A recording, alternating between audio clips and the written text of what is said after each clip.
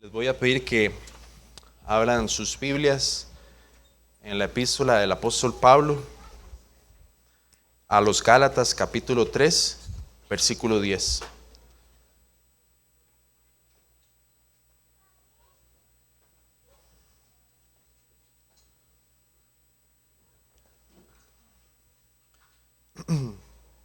Gálatas 3:10.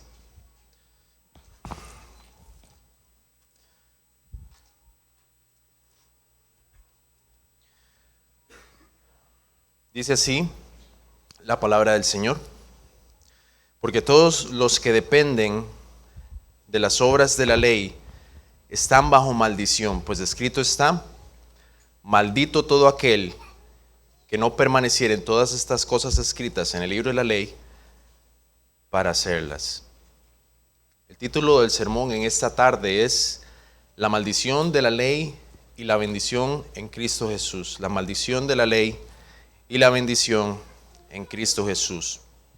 Desde inicios de la iglesia primitiva ha habido hombres que pervierten el evangelio buscando agregar algo más a la obra de Cristo para alcanzar la salvación. Por ejemplo, el ascetismo, que es una doctrina que propone alcanzar la perfección moral y espiritual mediante una vida austera, castigo al cuerpo, soledad, pobreza, etcétera, entró desde muy temprano en la iglesia. Ya para el siglo III después de Cristo, había hombres y mujeres que se iban al desierto, otros se encerraban en celdas durante largos periodos de tiempo.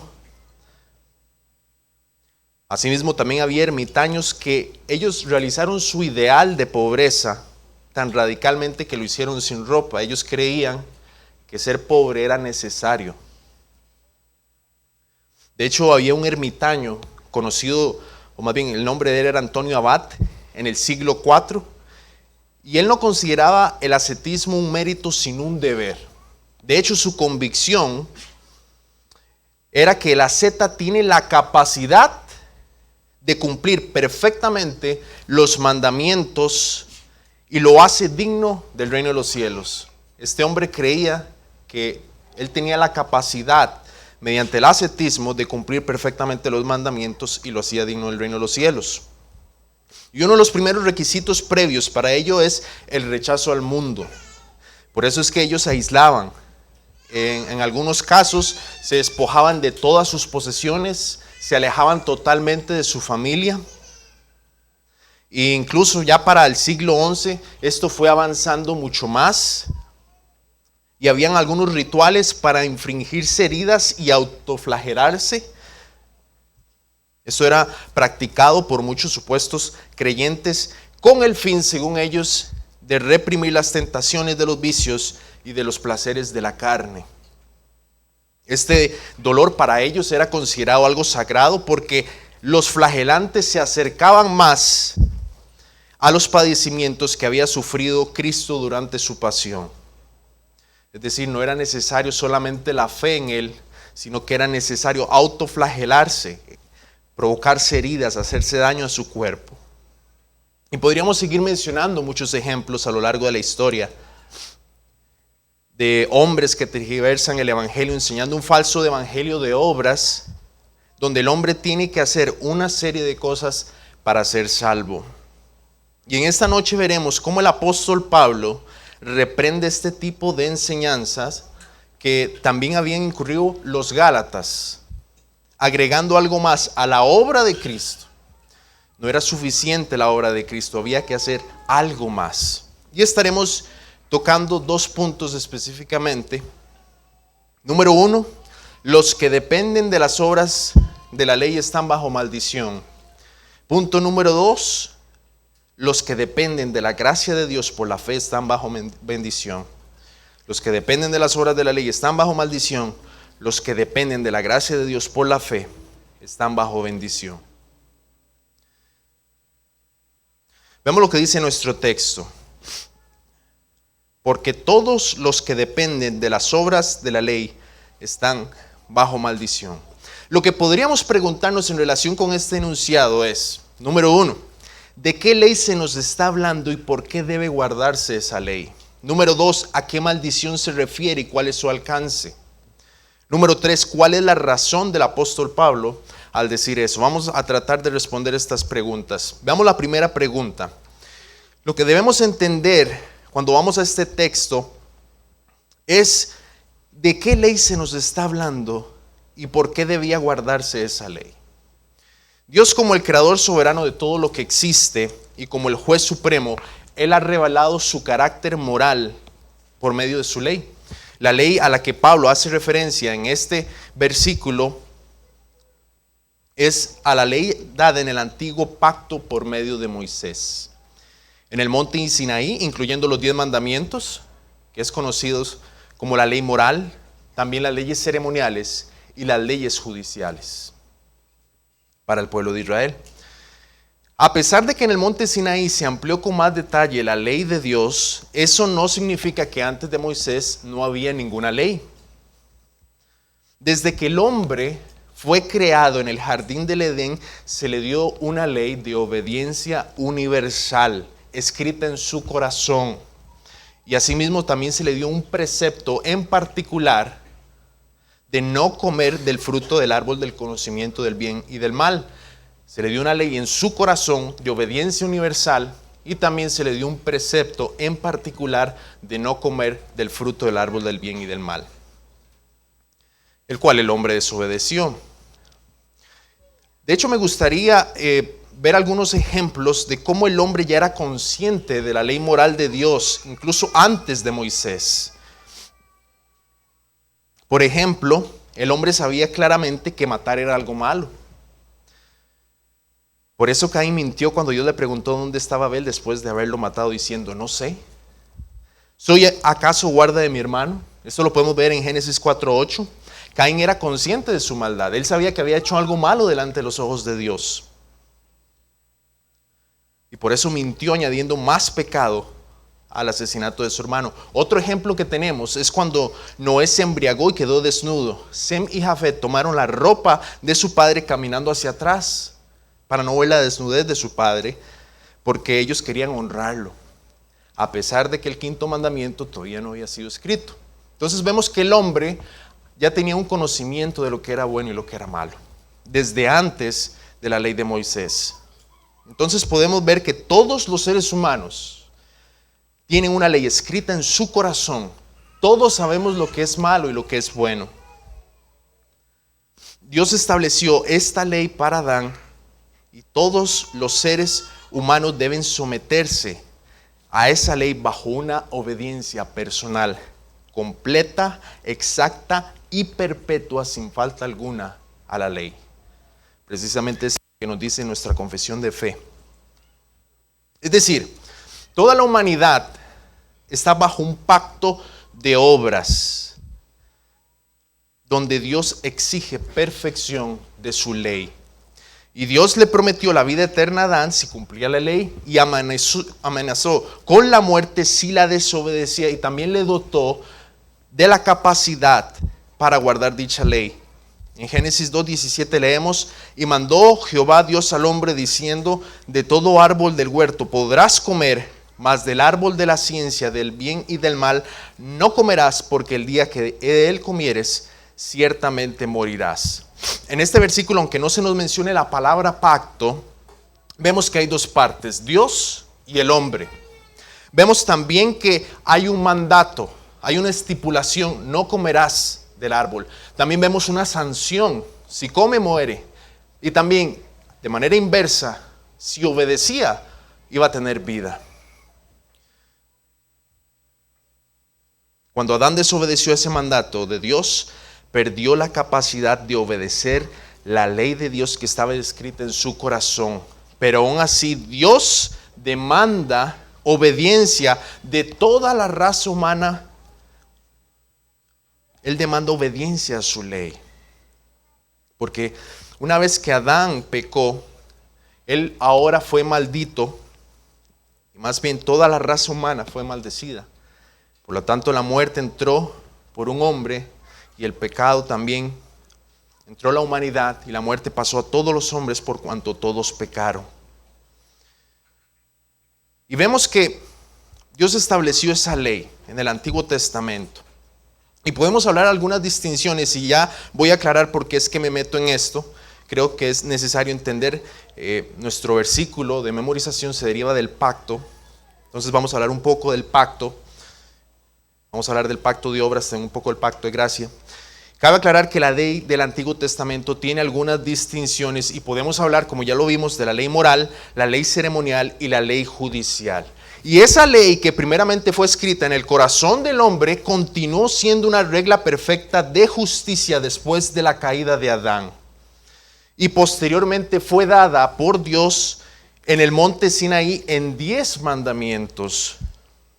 Además de esa ley, Dios le dio leyes ceremoniales al pueblo de Israel, donde se habla de sacrificios, holocaustos. También le dio una ley judicial específicamente para el Estado teocrático de Israel. Y ahí podemos hablar de leyes humanitarias, leyes de restitución, leyes sobre actos de violencia, leyes de amos y dueños. Leyes donde se aplicaba la pena de muerte en casos de idolatría, hechicería, bestialismo, etc. Entonces vemos unas cuantas distinciones. Yo sé que algunos ya conocen esto, pero tal vez hayan visitas en medio nuestro que no conocen estas cosas y es necesario hablarlas para poder comprender la maldición, su alcance, que es posteriormente las preguntas que estaremos respondiendo. La ley judicial dejó de ser necesaria cuando Israel dejó de ser un estado teocrático. Y la ley ceremonial fue cumplida totalmente en Cristo. Pero la ley moral de Dios sigue siendo vigente para todos los hombres al día de hoy.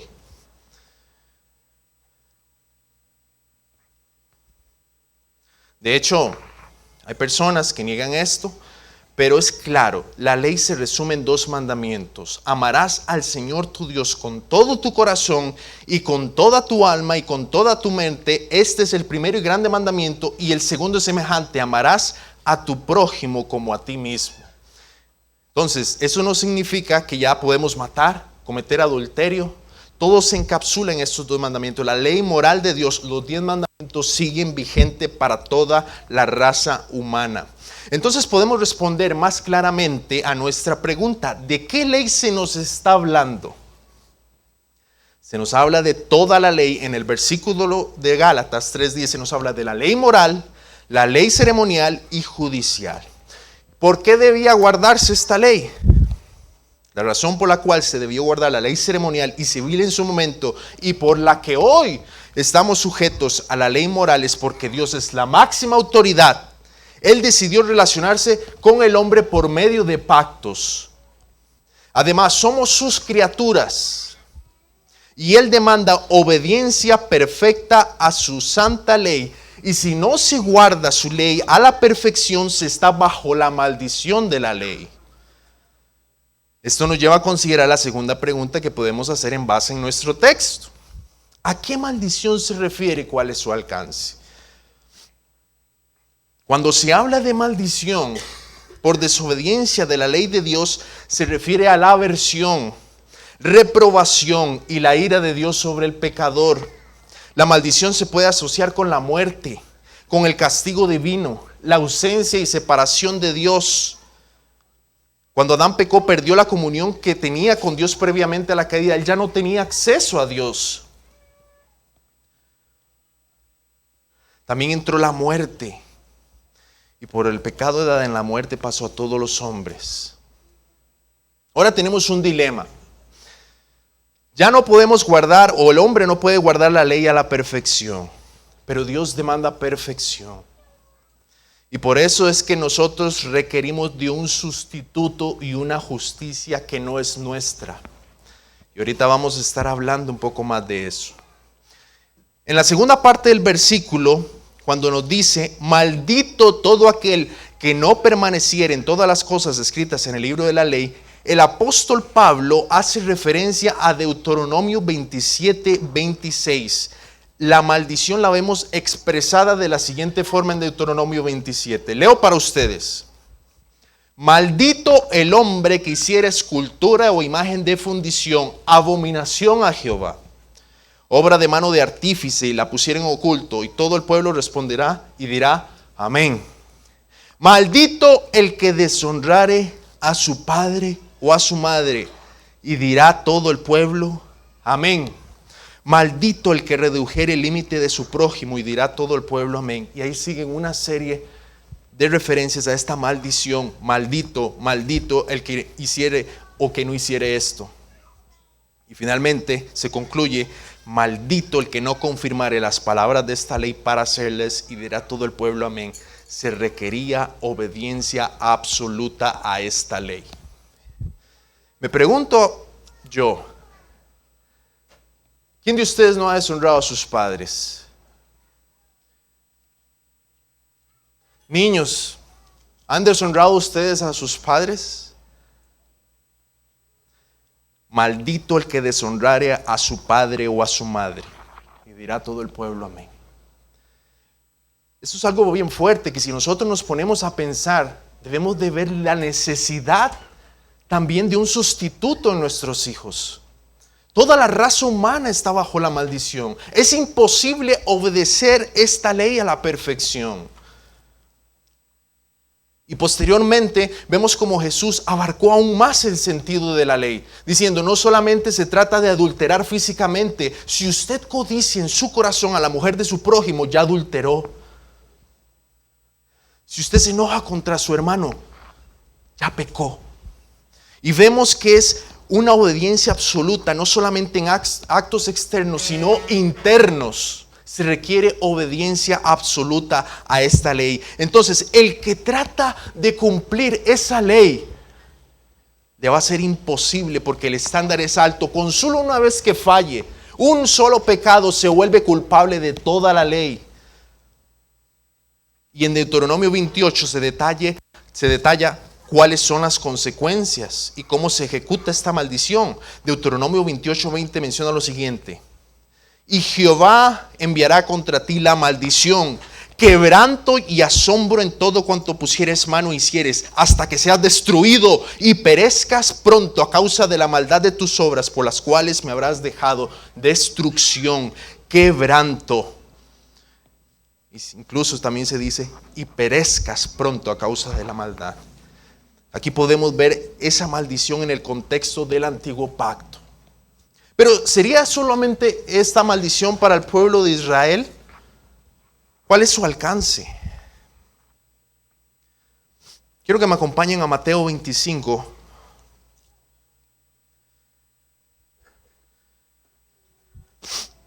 A partir del versículo 31.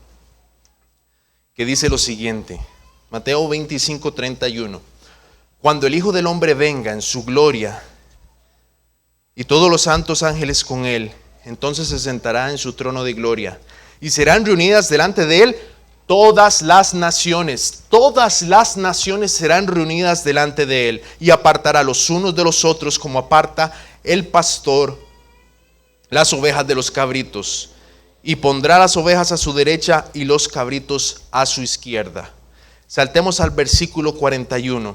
Entonces dirá también a los de la izquierda: apartaos de mí, malditos, al fuego eterno preparado para el diablo y sus ángeles. El alcance de la maldición es sobre toda la raza humana, personas de toda tribu, lengua y nación. Ese es el alcance de la maldición.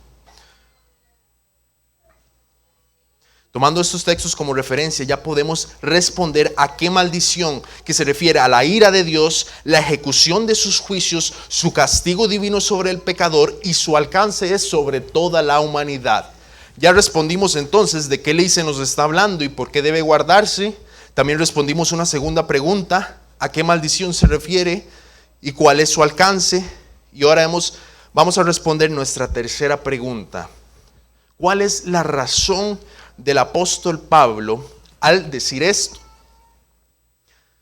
La razón del apóstol Pablo al decir esto era porque había judíos en Galacia que estaban pervirtiendo. Vamos a hablar un poco también del contexto. En Galacia habían algunos judíos que estaban tratando de judaizar a los gentiles, imponiéndoles la circuncisión. Era necesario que ellos se circuncidaran para que pudieran supuestamente ellos ser salvos. Estaban obligando a los cristianos a circuncidarse. No era suficiente creer en Cristo, sino que también debían acceder a la circuncisión. La obra de Cristo entonces no era suficiente para justificar al pecador, para declarar justo al pecador, sino que también, según estos judíos, también la circuncisión era necesaria. Y la circuncisión era la señal que en su momento fue dada en el pacto con Abraham y que posteriormente fue exigido en la ley ceremonial que ya tocamos por medio de Moisés, y los que eran parte del pueblo de Dios como señal del pacto debían circuncidarse. El apóstol Pablo entonces se vio obligado a escribir esta carta para exhortar a los Gálatas de que esto ya no era necesario, porque la circuncisión era algo que apuntaba a la obra de Cristo en el corazón del hombre, que es el nuevo nacimiento. Ya no era necesaria una circuncisión externa. Todo eso prefiguraba algo más. Ahora, para ser parte del pueblo de Dios en el nuevo pacto, se requiere de la circuncisión del corazón por medio de la fe en Jesús. Es necesario nacer de nuevo. Eso es lo que nos dice Romanos capítulo 2, versículo 28 al 29. Porque no es judío el que lo es exteriormente, ni la circuncisión en la externa, en la carne, sino que es judío el que lo es interiormente, y la circuncisión es la del corazón, por el Espíritu, no por la letra, la alabanza de la cual no procede de los hombres, sino de Dios. Ahora es necesaria esa circuncisión del corazón, ese cambio de mente, esa transformación por el Espíritu de Dios. Y en Gálatas 3:11, un versículo después, dice lo siguiente: y que por la ley ninguno se justifica para con Dios es evidente, porque el justo por la fe vivirá. Después del apóstol Pablo en Gálatas capítulo 5, versículo de 1 al 4, dice lo siguiente: estad pues firmes en la libertad con que Cristo nos hizo libres, y no estéis sujetos otra vez al yugo de esclavitud. He aquí yo, Pablo, os digo que si os circuncidáis, de nada os aprovechará Cristo. Y otra vez testifico a todo hombre que se circuncida, que está obligado a guardar toda la ley. De Cristo os desligasteis, los que por la ley os justificáis, de la gracia habéis caído. Esa era la razón del apóstol Pablo al exhortar a los Gálatas. Era para que vieran que era únicamente en Cristo, por lo que Él hizo, que ellos podrían ser justificados, no por una circuncisión externa.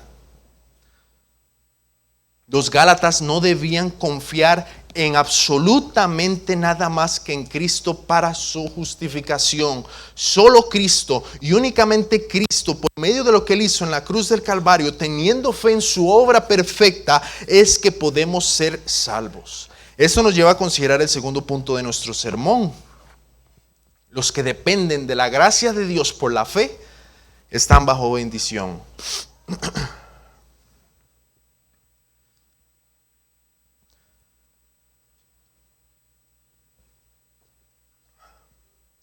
Los que dependen de las obras de la ley están bajo maldición, y de manera inversa, los que no dependen de las obras de la ley están bajo bendición. Ya respondimos porque era que se está bajo maldición, no se puede cumplir perfectamente. Ya hablamos de la maldición, que es ese castigo, la ira de Dios sobre el pecador, esa aversión, esa separación y lo que esto implica. Ahora bien, esta bendición, en contraste con la maldición, da vida al pecador. En la maldición hay muerte. En esta bendición se garantiza la vida eterna al pecador, ya no hay muerte. En la maldición hay separación de Dios. En la bendición de los que dependen de la gracia de Dios, ahora tienen acceso a Dios, a su presencia. Ya no hay condenación. Ahora hay justificación.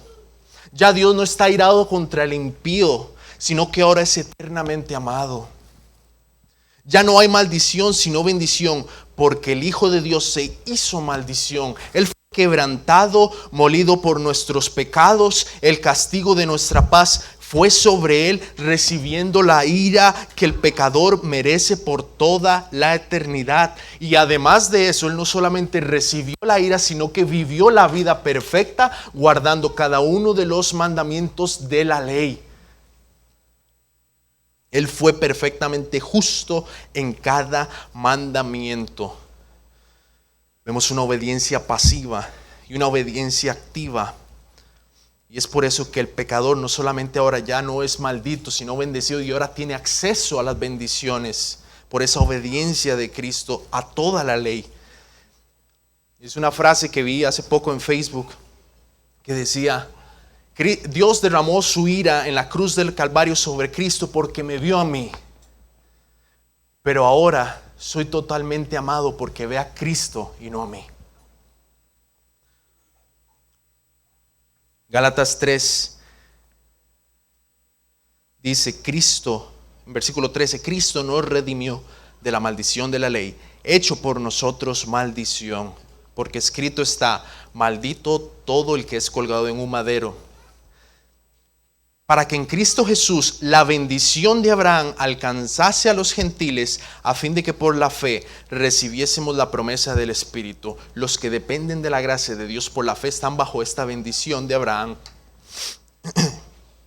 Ahora, la promesa de Dios a Abraham y su bendición contiene cuatro elementos registrados en diferentes momentos de la vida de Abraham. Esto lo podemos ver en Génesis 12, 15 y también 17. Y esos cuatro elementos son la simiente, la tierra, la nación, la protección y la bendición. Dios prometió a Abraham descendencia. En Gálatas 3, 8 y 16 Pablo señala que esa simiente es Cristo. También le prometió una tierra. Dios prometió a Abraham que tendría un lugar donde morar. Esto lo podemos leer en Génesis 15, del 18 al 21. No es necesario que lo busquen. También Dios le prometió a Abraham que sería padre de multitudes. Le prometió una nación, ser una gran nación. Y también le prometió protección y bendición. Dios prometió a Abraham su bendición y que en su descendencia serían benditas todas las familias de la tierra. Entonces, este pacto abrahámico, al igual que los demás pactos en el Antiguo Testamento, fueron revelando ese pacto de gracia, donde Dios condesciende con los pecadores, salvándoles de sus pecados de manera inmerecida. Ese pacto de gracia es sellado en el nuevo pacto por medio de la sangre de Jesucristo derramada en la cruz del Calvario. En Cristo ahora encontramos ese cumplimiento definitivo de la promesa de Dios a Abraham, y por la fe en Jesús somos bendecidos juntamente con Abraham. Cristo es la simiente, Él nos da morada eterna, Él nos hace una nación apartada para Dios, y en Él la bendición de la salvación está disponible para todas las familias de la tierra. Esto es precisamente lo que nos dice Mateo 25, cuando Jesús separa las ovejas y los cabritos en el día final. Ya leímos algunos pasajes. Voy a leer para ustedes el versículo 33. Y pondrá las ovejas a su derecha y los cabritos a su izquierda. Entonces el rey dirá a los de su derecha: venid, benditos de mi Padre, benditos de mi Padre, heredad del reino preparados para vosotros desde la fundación del mundo. Es en Cristo que se ve el cumplimiento total en esta promesa dada a Abraham. Unos son malditos y otros son benditos. O se está en el pacto de gracia o se está en el pacto de obras. Solo hay dos opciones. No hay un tercer estado. O gracia o obras, punto. O se depende de la justicia perfecta de Cristo, o se está en el pacto de obras, donde usted depende de sus propias obras. Y usted no puede guardar la ley de Dios a la perfección. Cada uno de nosotros tendrá que rendir cuentas delante de Dios. Algún día seremos juzgados por esta ley que Él dio. Todos aquí sin excepción. Y los que estamos en Cristo seremos evaluados por los méritos de Cristo, que vivió una vida perfecta, cumpliendo a la perfección la ley, y por lo tanto no seremos condenados. La bendición Pero los que rechazan este Salvador glorioso serán evaluados por sus propias obras y por lo tanto estarán bajo maldición por toda la eternidad en el infierno, bajo la ira de un Dios santo, recibiendo el castigo de su maldad. Ahora bien, ya consideramos los 2 puntos de este sermón y respondemos algunas preguntas. Ahora, ¿cómo podemos asociarnos con este texto? Porque tal vez usted podría decir: yo no estoy obligando a nadie a circuncidar, yo no hago eso, o sea, no soy judío. Pero ciertamente este texto también lo tenemos que aplicar a nuestra vida. ¿Cómo? Bueno, primero debemos considerar el peligro de caer en un legalismo inconscientemente. ¿Y a qué me refiero con esto inconscientemente?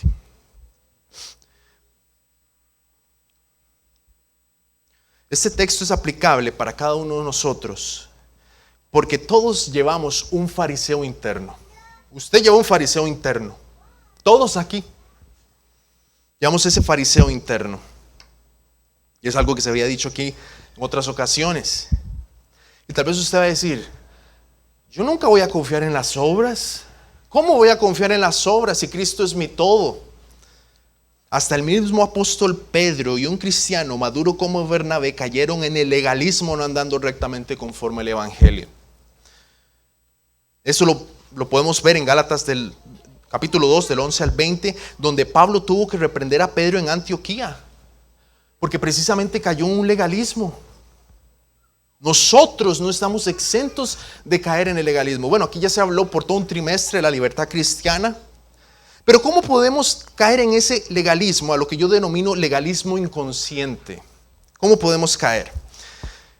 Vamos a un ejemplo para que nos quede un poco más claro.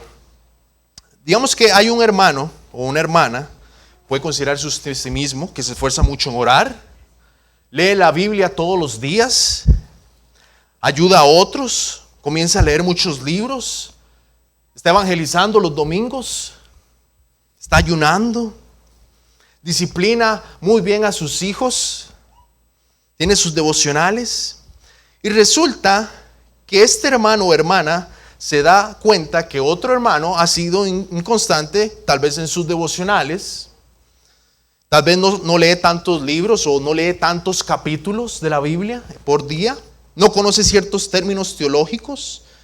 ¿Usted ha visto que ha fallado en más de una ocasión al disciplinar a sus hijos? Y por esta razón es que este otro cristiano que sí se esfuerza en hacer todo lo anterior, ahora ve con desdén a su hermano como un cristiano inferior, por debajo del hombro. Un legalismo inconsciente. Y esa actitud del corazón muchas veces no es tan clara. En vez de animarlo, de exhortarlo en amor, orar por él y ver cómo le ayuda, lo que hace es criticarlo duramente en su corazón y decir: qué bárbaro, ¿cómo hizo eso? ¿Cómo no lee tanto como yo? ¿Cómo no se esfuerza de la misma forma?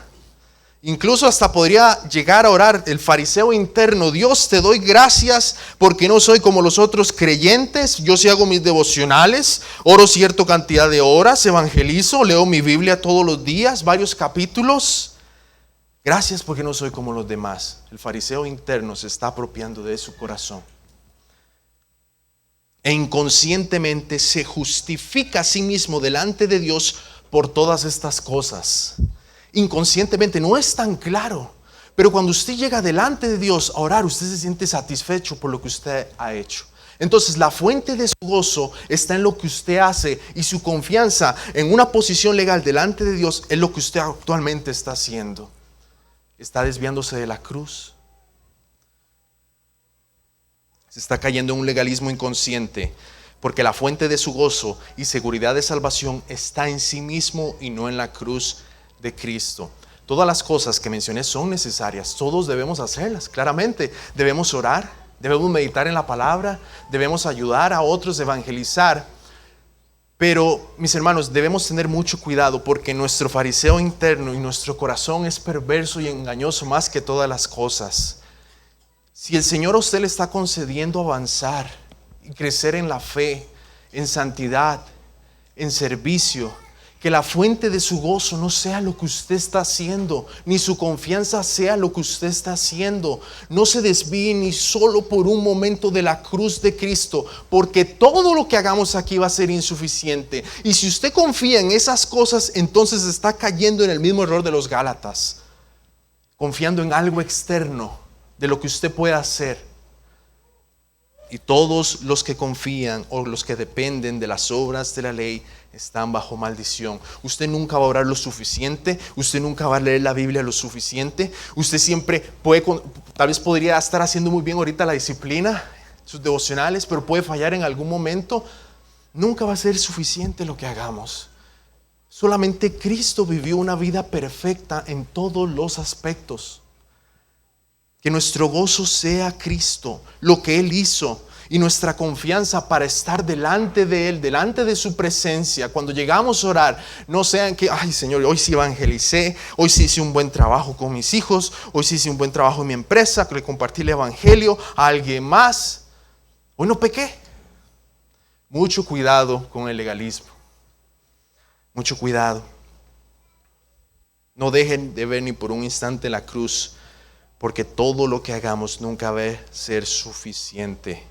Examinémonos constantemente cuál es la intención y las motivaciones de nuestro corazón, porque ese fariseo interno está ahí. No lo veamos así. Yo jamás obligaría a circuncidarse a alguien más, pero si está haciendo esas cosas y tal vez mirando con desdén a alguien que no las hace. Seamos humildes. Pidámosle a Dios que nos ayude a ver las intenciones de nuestro corazón, que nos revele nuestros pecados ocultos. Reconozcamos que todo, absolutamente todo es por gracia de principio a fin. Todo es por gracia, mis hermanos. Y todavía no somos lo que deberíamos ser. Que Dios nos ayude a no jactarnos o caer en el orgullo. Seamos siempre humildes. También otro ejemplo de cómo caer en este legalismo inconsciente podría ser burlarnos de otros hermanos de otras denominaciones. Es que yo soy bautista reformado, soy miembro de la iglesia más grande en Costa Rica, bautista reformada. No soy como esos pentecostales que andan hablando en lenguas, haciendo un montón de payasadas. Yo sí soy reformado, tengo la ortodoxia. Legalismo, porque está confiando en sí mismo. Que el Señor nos ayude a ser humildes, para reconocer que es Cristo lo que nos salva, lo que Él hizo en la cruz, lo que nos permite el acceso a Dios, nada más. Si el Señor nos bendice con un entendimiento mayor, seamos humildes, tengamos mucho cuidado de burlarnos también de otras denominaciones, porque no hacen lo que nosotros hacemos o no llevan el culto de la misma manera. Tenemos hermanos en muchas denominaciones. Dios salva, en medio incluso de denominaciones que no tienen una ortodoxia como la nuestra. Hay hermanos que tal vez no tienen el mismo entendimiento en varias doctrinas que nosotros, pero ellos abrazaron por la fe a Cristo. Ellos están también bajo la bendición de Abraham, aman a su Señor, y a pesar de que no tengan la misma ortodoxia en algunos aspectos, ellos estarían incluso dispuestos a morir por su Señor. No confiemos en nada ni nadie más que en Cristo para ser salvos. Que el Señor nos libre también de un sectarismo reformado, ese fariseísmo reformado que podría salir a la luz. Otra de las cosas que también cómo podríamos aplicar a nuestra vida al considerar este pasaje es: no debemos desechar la ley y caer en el libertinaje. Ese es otro extremo. Nosotros debemos amar la ley de Dios. ¿Qué decía el salmista? Oh Dios, cuánto amo tu ley. Todo el día ella es mi meditación. Debemos amar la ley de Dios. Debemos meditar en ella constantemente y aplicarla a nuestra vida. Aunque no seamos justificados por esta, sí es usada como un instrumento del Espíritu Santo para nuestra santificación. También por la ley es el conocimiento del pecado. Sacude la conciencia y lleva al pecador a depender totalmente de Cristo. Eso es algo que también el apóstol Pablo cubre en Gálatas. Es nuestro ayo que nos lleva a Cristo. Nos hace ver nuestra insuficiencia, de que no podemos hacer nada. Y la ley nos dice que somos culpables, merecemos el juicio de Dios. No podemos cumplir la perfección, pero nos muestra este precioso Salvador. Y ahora con la fe, por la fe en Él, podemos ser libres. Pero aún así, el estándar de la ley está vigente. Cristo lo cumplió. Y nosotros, si queremos ser moldeados a la imagen de Cristo, debemos buscar, no en términos de justificación, pero sí debemos guardar la ley para ser cada día más como Cristo. También otra de las maneras en cómo podríamos aplicar este texto a nuestras vidas es: no pasemos por alto la mayor bendición. Dios aquí a todos nosotros nos ha bendecido de diferentes formas. Somos partícipes de la bendición de Dios de muchas maneras, ya sea por un trabajo, por una familia, ya sea incluso por nuestra iglesia local. Gracias al Señor que tenemos una iglesia fiel, bíblica. Sin embargo, Dios nos libró de la maldición de la ley y debemos tener presente lo que esto implica. No solo se trata de que ya nuestra culpa fue quitada y no seremos arrojados al infierno, sino que ahora tenemos acceso a Él. Podemos acercarnos a Dios y encontrar deleite en su presencia. Cristo, mis hermanos, es la mayor bendición que podamos tener en nuestra vida. Aunque tengamos una esposa, esposo, hijos, trabajo, salud, la posibilidad incluso de viajar, bienes materiales. Sin Cristo no tenemos nada. Ahora nosotros debemos considerar, y yo estoy tratando de transmitirles esto con todo mi corazón, mis hermanos, consideremos la mayor bendición que es Cristo. Ahora tenemos acceso a Él, antes no podíamos. Estamos totalmente consumidos en nuestros pecados. Estamos totalmente apartados de Él, alejados de la ciudadanía de Israel, ajenos a los pactos y de las promesas. Pero en Cristo ahora podemos acercarnos a Dios, podemos encontrar deleite en su presencia. Valoremos la bendición de tener a Cristo en nuestras vidas, de poder orar y poder experimentar esas emociones. Y no estoy hablando de caer en como lo hacen muchos carismáticos, estoy hablando de una comunión genuina con Cristo. Podemos estar con Él, disfrutarlo, ahora podemos amarlo. ¿Es para usted Cristo su mayor bendición? ¿Qué es lo que usted tiene en su corazón que consume sus deseos? ¿Qué es lo que le causa mayor gozo a usted? ¿Qué es lo que domina su mente constantemente? ¿Es la belleza de Cristo? ¿Lo que Él hizo por usted? ¿Medita constantemente en eso? Debemos pensar en la belleza de nuestro Salvador y lo que implica que Él recibiera la maldición por un miserable pecador como yo. Yo no merecía nada y ahora lo tengo a Él que es todo. ¿Es eso para usted, Cristo? No estoy hablando si usted es miembro de una iglesia bautista reformada. Estoy hablando, es que usted, su todo es Cristo para usted. Veámoslo a Él como la perla del gran precio, el tesoro más hermoso. Un día le adoraremos por toda la eternidad y estaremos conociéndole por una eternidad de eternidades. Tendremos acceso a una fuente inagotable de gozo, donde podremos beber abundantemente de su presencia y podremos ser saciados de Él. Valoremos a Cristo. Ya no estamos bajo la maldición de la ley. Él es todo, mis hermanos. Glorifiquémosle, vivamos para su gloria. Amémosle con todo nuestro ser. Podemos tener todo aquí, pero como decía el apóstol Pablo, pero cuantas cosas eran para mí ganancia, las he estimado como pérdida por amor de Cristo. Nada se compara a Él. Nada, que Él sea precioso, que Él sea hermoso, que usted pueda realmente disfrutar de esa comunión con Él. Y si todavía no tiene usted esa comunión, búsquela, porque está para usted, porque usted, si ha puesto su fe en Él, ahora tiene la bendición de Cristo, de estar en Él, de poder disfrutarle. No pasemos por alto la mayor bendición. Ahora también quiero dirigirme a usted que está aquí. Usted no ha puesto su fe en Jesucristo, que tal vez nos visita hoy. Tal vez usted ahorita hoy goza también de muchas bendiciones por la gracia común de Dios. Usted tal vez no pueda entender a qué se refieren estas maldiciones, como Dios las aplicaba en el antiguo pacto, donde eran cautivos, habían constantes guerras, Dios los desechaba por completo. Usted tal vez sea muy bendecido hoy. Pero tarde o temprano todas esas bendiciones serán quitadas. ¿Qué va a hacer usted en ese momento cuando se presente delante de Dios? ¿Bajo qué estándar se va a presentar usted? ¿Bajo los suyos? Es imposible que usted pueda presentarse delante de Dios por medio de sus propias obras, porque usted está bajo la maldición de la ley. O usted está en el pacto de obras o está en el pacto de gracia. Y lo que nos enseñan las Escrituras es que Cristo es el único que puede librar de la maldición de la ley.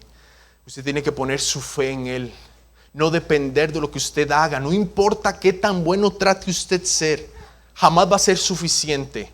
Hasta que usted no se vea totalmente insuficiente o incapaz de cumplir lo que Dios ha mandado, entonces es ahí cuando usted tiene que ir a Cristo. Véase como pecador.